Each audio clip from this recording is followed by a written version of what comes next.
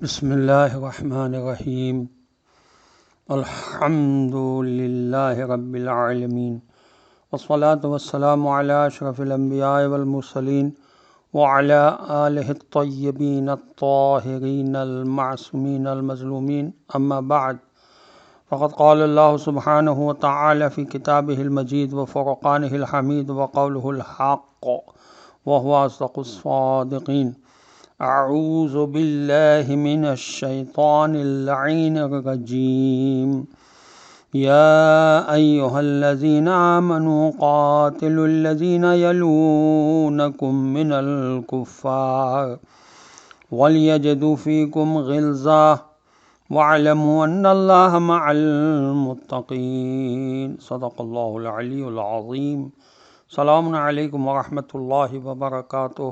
اللہ تبارک و تعالیٰ کا شکر ہے کہ سورہ توبہ کی آیت نمبر 123 کی تلاوت کا شرف میں نے حاصل کیا، جس کا ترجمہ یہ ہے کہ اے ایمان لانے والوں، جنگ کرو ان حق کے منکروں سے جو تم سے قریب ہیں، اور چاہیے کہ وہ تمہارے اندر مضبوطی و سختی محسوس کرے، اور جانے رہو کہ اللہ برائیوں سے بچنے والوں کے ساتھ ہے۔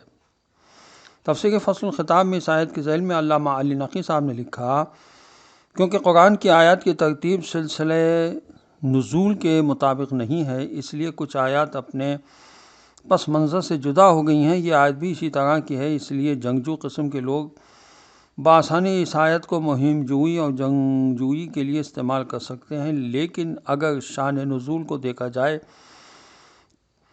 تو معلوم ہوگا کہ یہ آیت عمومی حیثیت نہیں رکھتی۔ یہ آیت اس وقت اتری تھی جب کافروں نے مسلمانوں پر جنگ مسلط کر دی تھی۔ تفہیم القرآن میں علامہ مودودی صاحب نے لکھا کہ منکرین حق کے معاملے میں اپنے شخصی، خاندانی اور معاشی تعلقات کا لحاظ تقویٰ و پرہیزگاری کے خلاف ہے۔ منکرین حق پر سختی کا ہرگز مطلب یہ نہیں کہ اخلاق اور انسانیت کی ساری حدیں توڑ دی جائیں۔ اگر تم نے انسانیت اور اخلاق کو چھوڑا تو خدا بھی تمہارا ساتھ چھوڑ دے گا۔ اسی لیے آخر میں فرمایا، اللہ برائی سے بچنے اور فرائض ادا کرنے والے متقیوں کے ساتھ ہے۔ تفسیر ماجدی میں اس آیت کے ذیل میں لکھا ہے کہ اہل عرفان نے آیت کے ان الفاظ سے کہ اے ایمان لانے والوں، ان کافروں سے جنگ کرو جو تمہارے قریب آس پاس ہیں، سے ایک لطیف نتیجہ یہ نکالا کہ سب سے پہلے اپنے ہی نفس سے مجاہدہ کرنا چاہیے کہ یہی کافر سب سے قریب تر ہے، تاکہ انسان اپنے نفس امارہ کو نفس مطمئنہ بنا سکے۔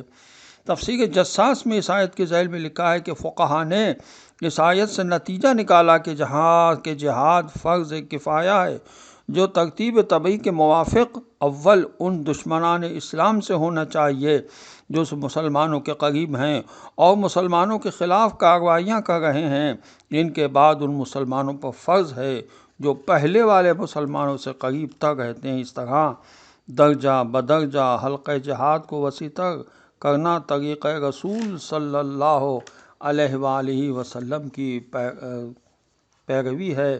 یہ بات سب جانتے ہیں کہ عمل کا دار و مدار نیت پر ہے، لیکن درج ذیل حدیث میں بتایا گیا ہے کہ آیت کا دار و مدار کس پر ہے۔ چنانچہ ارشاد رسول اکرم صلی اللہ علیہ وآلہ وسلم ہے کہ کوئی قول بغیر عمل کے قابل قبول نہیں ہے، کوئی قول اور کوئی عمل بغیر نیت کے قبول نہیں ہوگا، اور کوئی قول و عمل اور نیت قابل قبول نہیں جب تک وہ مطابق سنت نہ ہو۔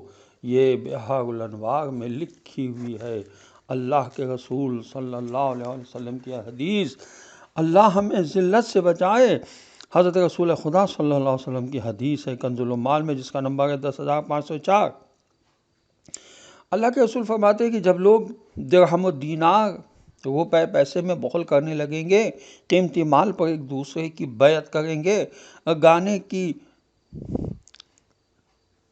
دھنوں کی پیروی کریں گے، اللہ کی راہ میں جہاد کو ترک کر دیں گے، تو اس وقت اللہ تعالیٰ انہیں ذلت میں گرفتار کر دے گا۔